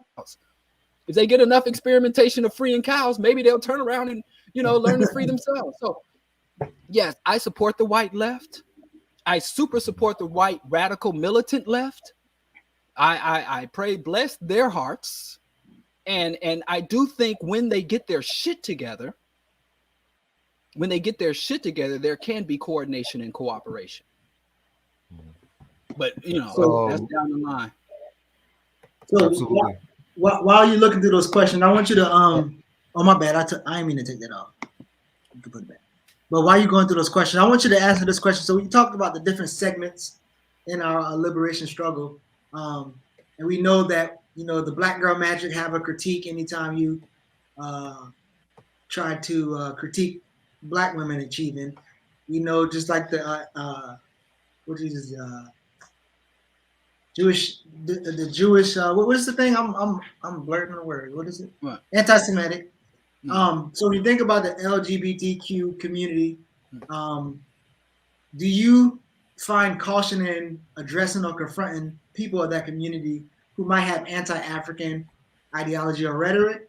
No. Or who have shown to be political enemies? Go ahead. Well, what I've seen is that Black gay folks go harder against the races in their community, the other white races. I mean, there was some prominent gay dude. I don't know, there was some prominent gay dude that said something about Marvel's coming out with his first gay superhero.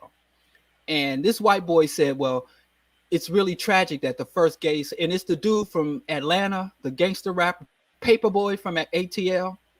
The TV show ATL, he plays the first openly gay superhero, and white gays started saying some off-color comments, and the Black gays went at their throats.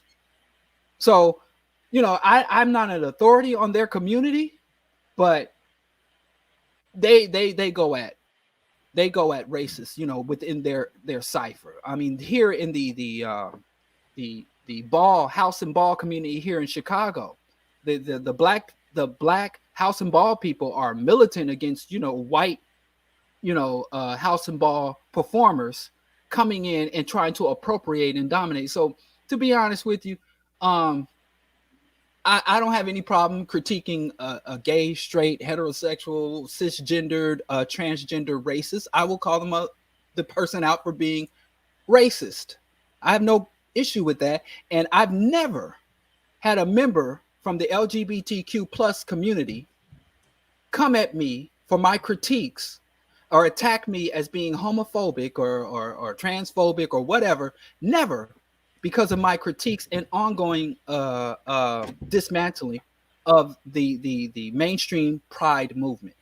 I have quite a few articles on pride, and you just go to my blog and put in Diallo Kenyatta, pride, or LGBTQ.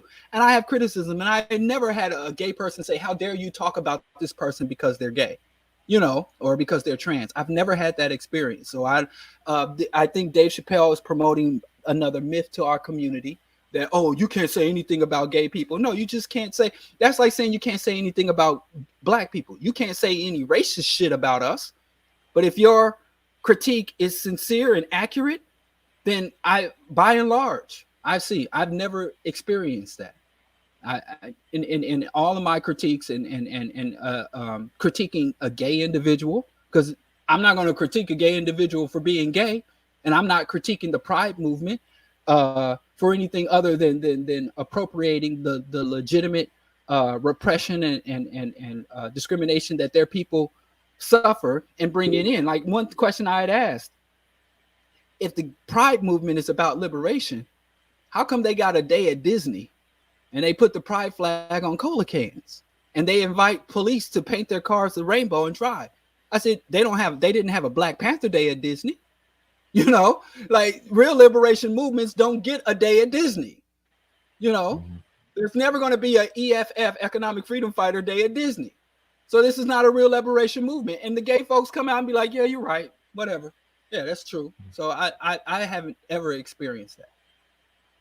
And I don't see it in other places either. Most people that get called out for critiquing the gay community is because they said some homophobic or transphobic shit that ain't got shit to do with the material reality or the politics. So No, I haven't seen that. That's my thought. So, Boosie Latham, they ask what thoughts on Tariq. I presume they mean Tariq Nasheed. Is he about education or capital? I would suspect that you would kind of lump or place Tariq Nasheed in the same box as say a Boyce Watkins or Umar Johnson or someone like that. Am I correct in assuming that? The fact that Tariq Nasheed has any status or standing in any black circles is an indictment of black people. This piece of shit said that slavery was better for black women than it was for black men because the black woman could give up some pussy and manipulate the slave master. Man, fuck that dude. And anybody that watches his movies or has anything to do with him, I mean, you're disrespecting our ancestors and you're disrespecting yourself having any level of affiliation. I don't think he's even anybody worthy of discussing. Fuck Tariq and his pimpology and all that other nonsense. I've never seen any of those goddamn Hidden Color movies or that gay erotic film that he made, you know, trying to deal with his repressed or unanswered desires or whatever the hell's going on in his sick mind. I think this dude should not be able to dwell in any black spaces. I think it is tragic and it is enraging to me that this man has any statement, judging from many of the statements. That's just one of many unacceptable things that he's said. Many. And what's going to happen is, which it confuses the hell out of me, Tariq is going to say something to run afoul of the feminist. He's going to say something to run afoul of Jewish people or the Zionists. He's going to say something to run afoul of gay people. And when he gets canceled, they're going to be a number of black people to stand up and say, well, he said all these horrible things about blacks and didn't get canceled. As if we expect those other communities, many of which are hostile to us, to have more respect for us and to protect our dignity before we do. This is one of them pieces of shit that it should have been canceled before gay, Jews, or anybody else ever heard of them. They should have already been persona non grata in our community. But then when other people say, well, we're not going to take disrespect, what are we doing? Asking other races or other communities to take the disrespect that we're willing to take? Or asking them to defend our dignity before they defend their own? Or as we fail to do so? So if anybody, I mean, I hate that dude's name come up. And I don't think his name or his physical presence should be allowed anywhere among the, it's just amazing to me that we've allowed some black men to build entire careers on disrespecting African women, our ancestors, and the overall black community. I mean, I ain't saying he is about the capital, but he shouldn't be able to give money over here. You know, he can go make minstrel films with white folks. He shouldn't be able to do anything related, but this dude is going to raise money and have a museum. That is low racial. We have low racial esteem, our collective esteem. There's something fucking wrong there. He shouldn't be able to show his goddamn face, you know, in any place where dignified, conscious black men dwell. Fuck him. Fuck Tariq. Hell yeah, fuck that dude and all them shitty ass movies. Yeah, absolutely. Okay, so I think it was already said. Okay, got that. Kofi Africa Akofena says he is incorrect. Homophobia doesn't exist. So what does he mean? People said homophobic shit. He is reinforcing their maladaptive tactics. He needs to read Elder Olatunji Mwamba's book. Would you like to respond? Sure. Homophobia means an irrational fear or an irrational reaction to the existence of gay people. And we have scholars and people in our community who have said that the presence of homosexuality means the coming sign of the end times, that the homosexual movement is going to lead to the obliteration or a genocide of black people and harm our reproductive rate. We had said that there's an agenda. We have people like Imalamu Baruti, who wrote a whole goddamn thick ass book. Where's that book? about homosexuality and the feminization of black men, arguing that if we become homosexual and effeminized, we won't have the physical strength to fight off our oppressors. So homophobia is very real. In all contexts of the word, there is an irrational fear and an irrational aversion to the very existence of LGBTQAI plus people. It is real, and people like to say, you know, I even used to say, oh, I ain't scared of no gay people, so I'm not homophobic. That's not what homophobic means. It doesn't mean that when a gay man steps up, you're going to throw your hands up and run in fear. It means that you are making assessments about the very existence or presence of gay people to say that they pose a threat, that they don't. And I used to be a homophobe, so I'm speaking from my own experience. And I said to the gay black straight pride or gay straight black pride community, I said, because my homophobia was a byproduct of coming up in the Christian church.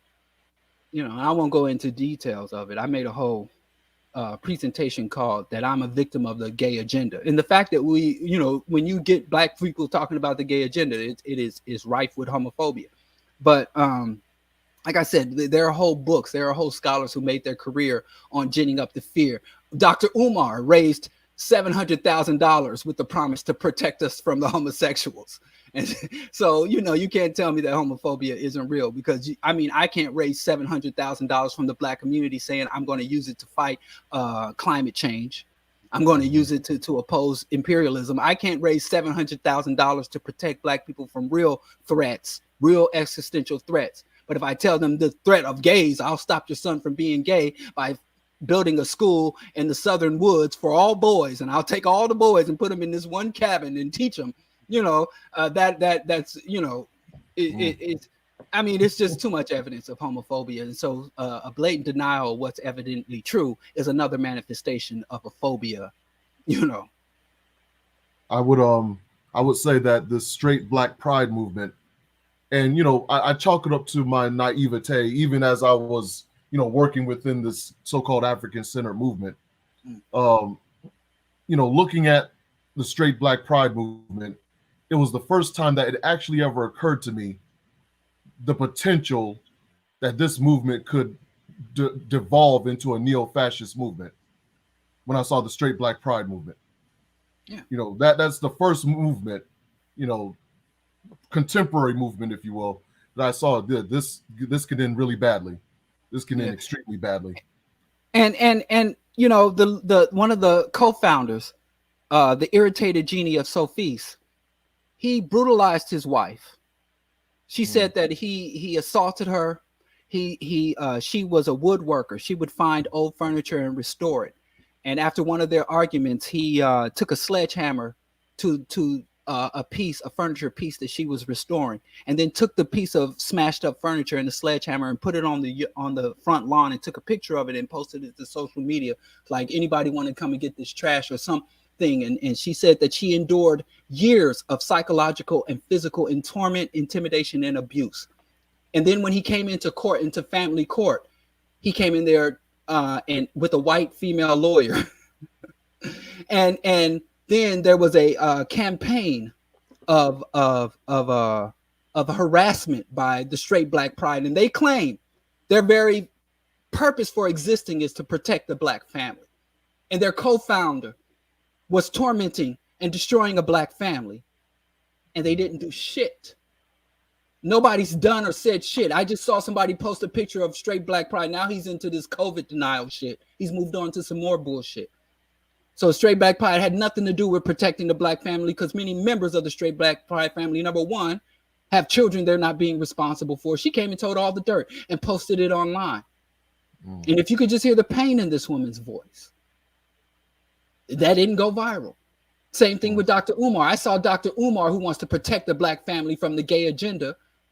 He doxed one of the mothers of his children and his wife, and told his irrational, erratic, violent followers to go into their home and their place of business and interrogate them about the family.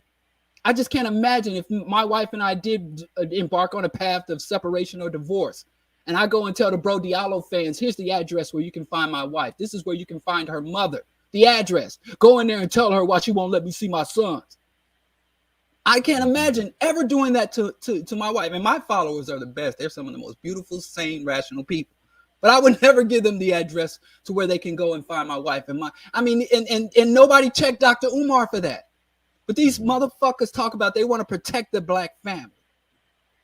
They have an absurd obsession with the gay community. And I've said to the straight black pride movement, if you can give me a rational reason, if you can give me any material evidence that some random gay dude being gay somewhere, black gay dude, is a harm for us, I will rejoin your movement. I was never a former member, but I was a non-official homophobe. And then I point out to them all anti-sodomy laws, gay laws, right now across the continent of Africa are all written by our colonial oppressors. I said, show me some indigenous anti-gay legislation. Mugabe was their hero because Mugabe was calling the prime minister sissies and all kind of homophobic slurs. But yet he was a Roman Catholic. Mugabe was a Roman Catholic and allowed the pedophile priest of the Roman Catholic Church to ravage Zimbabwe under his leadership. He never ousted the priest order. You know, it was a sanctuary for pedophiles, priests from the Roman Catholic Church. And they were praising him for outlawing homosexuality. And right now there are Africans being mutilated, tortured, and sentenced to prison because of these anti-gay laws that were written by evangelical white people in the United States. In Uganda. Prayer breakfast. Right. So homophobia is real as fuck, and it's harming African people. So, and you know, it just bothers me that we want to redefine something out of existence. There's no such thing as homophobia. I'm just going to redefine what homophobia is to the point where it's to absurdity. But it's a thing, you know. Mm-hmm. As a former homophobe, you can't, and you know, that's like I was a homophobic as hell. I was Umaring before Umar came on the scene. So you can't tell me it's not real. I harbored those sentiments my damn self. That's how you tell me it's not real. I really believed that gay people being able to live openly in society was a harbinger of the apocalypse. If that's not a phobia, what the fuck is? Mm. What the next question is from Brother Kwasi. It was up here. Okay. Thoughts on repatriation to the African continent? I embrace, support, and celebrate repatriation, but I don't want to give Black people a misinterpretation what it means to go back to the African continent. Returning home to our mother continent is not an escape from white imperialism, white domination, and the eventual collapse of the global ecosystem. So I support repatriation to reconnect with our brothers and sisters on the continent. I support repatriation to go there and humbly engage with our brothers and sisters on the continent and how we can be assets to the ongoing decolonial and African liberation struggles there. I do not support repatriation as a means of escape or escapism. And there are quite a few, even Malcolm talked about this back in the 50s and 60s, where a lot of Black people go back to Africa and act just like fucking colonizers. They take their Yankee dollar and they build these pavilions, and they have these house servants, and they do nothing to contribute to the just aspirations of their new adopted nation. So I don't support Black people engaging in neo-colonial repatriation. I engage in Black people engaging in revolutionary repatriation. Revolutionary repatriation means you go there to continue the struggle. Colonial repatriation means you go there to escape struggle. And you do that by exploiting the vulnerability of Africans that are there now. But fortunately, most of the Africans I know that have repatriated have gone there and jumped in with both feet and joined the movements and the struggles and the efforts of the people on the ground there. And I honor that. I am almost to the point where I'm envious of that. So, you know, keep up the good works. That's what I say to them. But we got to keep an eye out because, you know, there are people like Akon and Jay-Z are promoting, yeah, I'm going to build me a villa in Africa. So, you know, every brother ain't a brother, every sister ain't a sister. So that's my thoughts on it. If you can do it in a productive way that is not parasitic to our brothers and sisters already there struggling, then by all means, I think you should do it. All right. Let's see. Geechee, is there anything you would like to add, brother? Not at all. If y'all ready to call it a night, we can call it a night. I did type if I know the brother probably feel like he's not being heard, but if y'all have more time, we can go with him, or we can move. Well, here's the issue with that particular brother. We never want to have when we first started this show, what we wanted to be able to do was kind of break away from the way of we never wanted to avoid conflict. We didn't want to avoid the ability for people to sound off and everything. So I'm amenable to, posting the brother's comments, but if what I don't want is just to devolve in a debate from the comment section, right? So if the brother wants to kind of summarize his concerns in like one last comment, I'll post that comment, and have Brother Diallo respond. But other than that, I don't really. Would you be fine with that, Brother Diallo? Yeah, I'm fine with that. Go ahead. So let's look at I'm sorry, as said cheers. I'm not sure how to pronounce that. I'm sorry. I most struggle with what to do. What should I do on a regular basis to move the needle? There are revolutionary organizations who I think do good work, but are not focused on these goals. So what does one do? Start from where you are, work with what you got. To me, the only thing you could ask of any African people is to use their time, talent, and resources to make a positive contribution to the just aspirations of African people. If there are organizations, I'll give you an example. I was a member of the National Black United Front when I lived in Kansas City. It was one of the first Black organizations that I joined. And when I joined the National Black United Front, I was upset that they didn't have any type of ecological elements. They were focused on local electoral politics and African-centered education, everything good that I supported. And I came in on the ground level and did that. But I also started implementing ecological elements, because if we don't preserve the ecosystem, we're going to inherit or win back a dying or dead planet.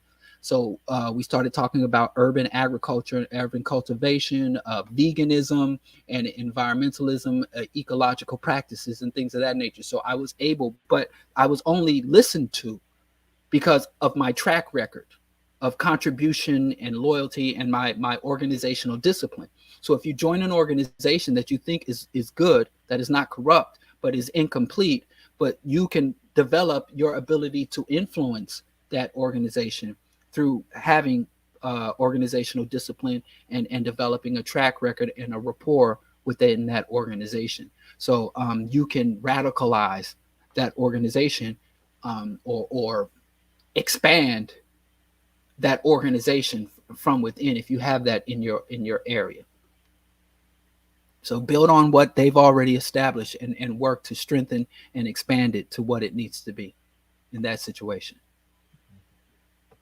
So brother, and if they're truly a revolutionary organization, they're not revolutionary if they're not open to dialogue, discourse, and reviewing their tactics and strategies and priorities and making the necessary adjustments. They're not revolutionary if they refuse to do that. They're reactionary.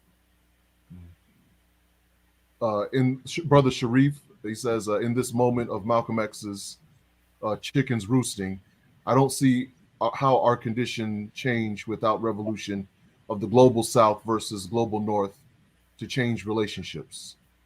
I agree. Yeah, that's right. Our conditions won't change without revolution. And I think, the global South, or the so-called formerly known as the third world, they will have to lead, and we will be revolutionary people who live within the belly of the beast. That has always been a strategy, not even a strategy that has been articulated by our revolutionaries, but we find out through research of leaked documents and the COINTELPRO papers is that one of their worst fears is a functional unity between the global South and the marginalized people in the so-called first world or the global North. So yes, that's something we are moving towards, and something that more and more people are becoming aware of. And that's why groups like ADOS have been boosted by our oppressors and our enemies. And these illegitimate people have been given a level of legitimacy because they're trying to break, saying, no, we just got to focus on Black Americans. So that's where you're seeing that to counter. ADOS is a counterintelligence program that has never ended. It's been adjusted and reworked, but counterintelligence programs have never ended. ADOS and FBA, Foundational Black America, is a counterintelligence program. Those organizations are set up for counterintelligence to counter our revolutionary aspirations. Mm-hmm. So I agree with you, Sharif. Brother Kwasi, again, is there a general idea or vision of what we want America to look like for Black African people? Yeah, we want it to look like a land where Black people are control the resources and institutions necessary for our survival, the spaces that we dwell. We also want reparations for African people. We also want land and material reparations for the Native American people. So it looks like a land where white people no longer have hegemony, where capitalism is no longer the economic system, and the federal government is dismantled, and power, resources, and lands are redistributed to the people justly. And all of the foreign empires, the foreign military infrastructure of the U.S. is dismantled and brought home. There are no more American military bases in foreign lands, just like there are no foreign bases in U.S. soil. And so that the U.S. must also pay reparations to Africa, to Haiti and Honduras and Panama, So it looks like a place that does just. It's very clear what right is to do. The oppressors like to pretend like there's all these levels of complexity, like, or as Professor Mackey was fond of saying, we really believe white people will do right by us once they figure out how, because the right thing to do is so complex to figure out. So the United States stopped functioning as an empire and starts functioning as or I hate to say this, but live up to the content of its creed, as Dr. King said, that it is owned by the people. All nations have to be the infrastructure and the means of production should be held in common, and the ecosystem must be of highest priority to protect and preserve and restore the ecosystem. So that's the vision, that a socialist Pan-African utopia, if I had to say it in one sentence. And everything that entails. Right. So we generally our BABTalks are roughly an hour, a little bit more. We've kept you up here for 2 hours.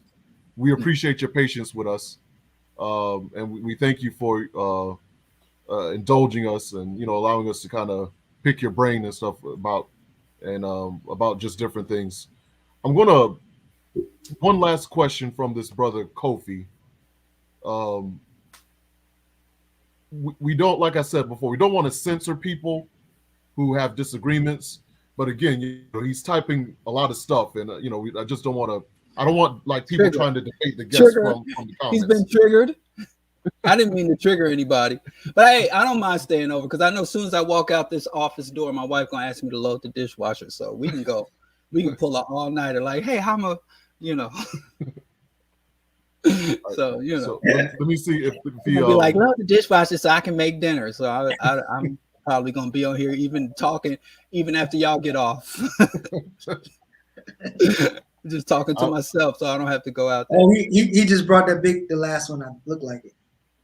Yeah. So one more from Kofi. Are you a psychiatrist, psychologist, or mental health care professional? If not, you are I think we have to discard that one because he said homophobia is not even a real thing. So it wouldn't make sense for him to ask for a diagnosis because he don't believe it's a real thing. So let's just skip that one. But homophobia is not a clinical diagnosis. Homophobia is an ideology and a political position. It's an ideological position, not a clinical position. I know the word phobic is kind of a misnomer because it's not. And in fact, my wife is a psychologist, and she educates other psychologists. So, I don't know if that gives me credit, but I know she steals my formal education is in political science and public policy analysis. So, and public policy development and implementation. If you had to see if you could see the little degrees on there, that's what my formal education. So no, but I'm not speaking about homophobic as a mental disorder. I'm speaking as homophobia as a historic, political, and ideological phenomenon. I'm sure you're quite mentally healthy, I hope, Kofi. All right.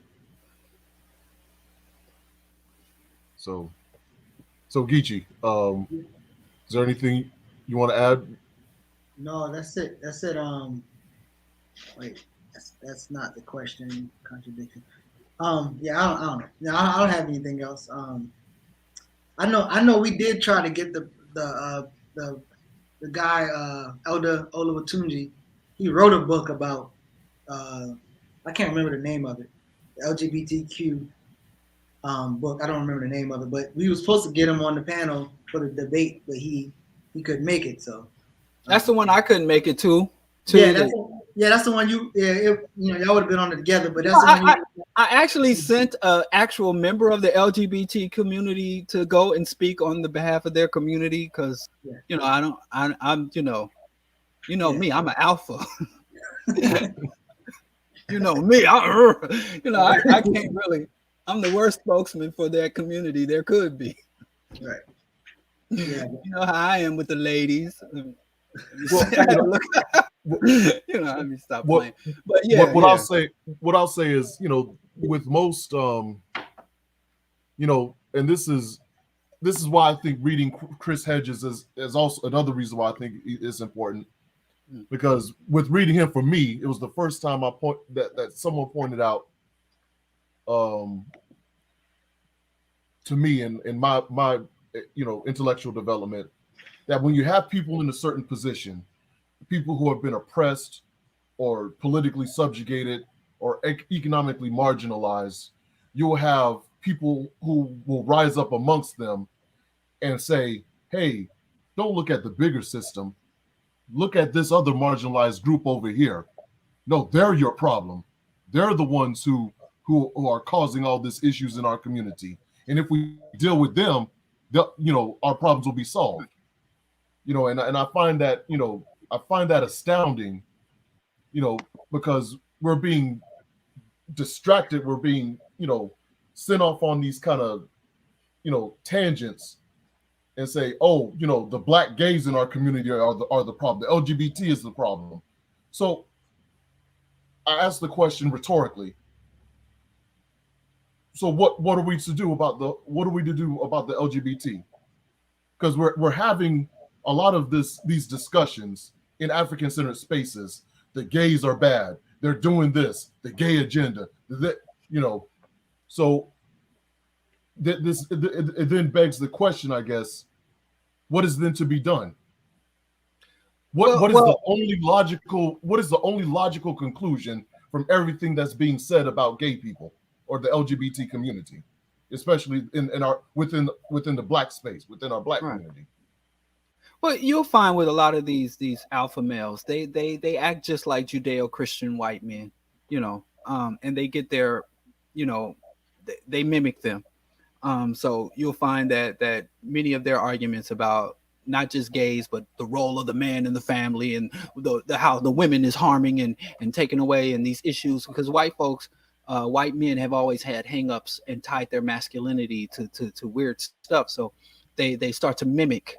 They just drape a kente cloth over Judeo-Christian ideas about sexuality and morality. That's all. They just mimicking, just like a black capitalist. A lot of people that are claimed to be Afrocentric, they just draping a kente cloth over Western maladaptation and dysfunction. And they have almost identical arguments. Like literally, Dr. Umar, if he would just stop saying Pan-Africanist and said Jesus, he could literally be the leader of Focus on the Family, or the Heritage Foundation, because his ideas are identical. I wonder if we could one day do something like a versus battle and put the black capitalists or the narrow nationalists with zero class agenda versus LGBTQ and see who's more harmful, and like break it down scientifically, like who did what and how what. Right. Well, like I said, there are a lot of gay Uncle Toms and gay coons and minstrels, but I don't think it's their sexual identity that makes them Toms, coons, and minstrels. So I have no issue with calling out people for any type of harmful ideas or positions they have against the black community. But these guys getting raised, but it's easier. I think in these guys' ideas, it's easier to diagnose the problem as gay dudes, and then as opposed to going up against the Pentagon. Hell, I wish they were right about that. I'd rather get out here and say, well, if we could just stop the gays, we'd be free, because they're a relatively small portion of the population, and they're a vulnerable portion of the population. So yeah, I wish. It's like, it's easier to pick out. That is literally called scapegoating. That's scapegoating. It's what they do. It's like, well, my life is not what it should be. I'm not content with my condition. So I could either identify the true source of my discontent, or I could, transfer or project that onto another vulnerable source or another vulnerable population and attack them. So that's all that is. It's projection. And a lot of these Afrocentric black men have not processed their Judeo-Christian indoctrination or their Islamic indoctrination. And so that's where it's rooted to, because they really have no true African foundation for their homophobia. I'm sorry to trigger you. Trigger warning. I'm going to say that word for their homophobia. And so they like to distort the meaning and understanding of what homophobia and homophobic means. All right. So as we wrap up, brothers, are there any last remarks that you would like to make to the audience?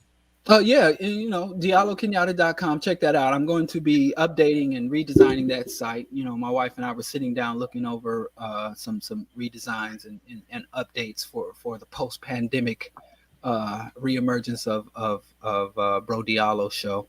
I appreciate you brothers having me on. I enjoyed this discussion, and you delayed me having to load the dishwasher, which was the highlight of my evening. So this really was a good replacement for dishwasher. I'm waiting for my son to get home. He's staying out too, so we all ducking dishes. So I appreciate you helping me induct the dishes. That's a solid. So if I could ever help you brothers out in such a way, just don't hesitate to call. Yeah, absolutely. Absolutely. We appreciate you coming on, and we definitely appreciate our audience, and we'll keep everyone updated as far as we have a couple of guests lined up for next month for our BABTalk next month, but we'll see how that goes. We're going to put out a couple of more flyers letting people know who's coming up. Geechee, do you want to tell the people who's coming up for January? So January we have Derek Hamilton, one of the economists who's been giving us some good content that's useful for political education, and hopefully we'll be able to disabuse people from information that's been put out there, including people who say they use Derek Hamilton as their source and they still lying. So hopefully that'll be a really good one. All right, so we're that's for January. We're kind of up in the air for December, trying to lock down, probably do 2 BABTalks in December, so we'll let everyone know about that. That's to be determined. Diallo might like the agrarian option that we might go with. I don't know if he's a liberation theology, but he's a preacher land justice guy. So. Yeah. So, the brother, one of the brothers that we're reaching out to, he deals a lot with ecological justice and environmental justice, fighting against environmental racism, and to I think a point that Brother Diallo made earlier, that we don't really discuss that a lot in Black spaces. We don't really discuss ecology and ecological justice in African-centered spaces, and that's, I think, to our detriment, very much so. So we definitely need. My wife and I have been working with one of the local state representatives to bring agricultural funds to urban farmers, because billions of dollars is spent in rural white America, in corporate welfare, really, to give agricultural subsidies. So we're trying to get agricultural subsidies for urban growers and local growers to help support their efforts to localize the food system. So yeah, I really appreciate that. I'm glad you guys are getting that information and awareness about ecology out to the larger African community. Absolutely, and when perhaps you and your wife can come on the show and talk about your efforts regarding that. So that would definitely be a great show topic to discuss. Right. So, but with that said, we want to thank everyone for chiming in, for supporting our work, for looking at our content. You can go to our YouTube channel. You go to our website, blackvoter.com, and you can check us out online. Oh, our study group right now, we're reading The Whiteness of Wealth by Sister Dorothy Brown. That's what we're currently reading for our study group. So if you ever want to come into the study group, it's every Sunday, right? Mm-hmm. Every Sunday at 6:30. Every Sunday at 6:30. So if you want to join up with that, you're more than welcome to. With that said, brothers and sisters, we say peace. We'll see you next Good night. time. Peace.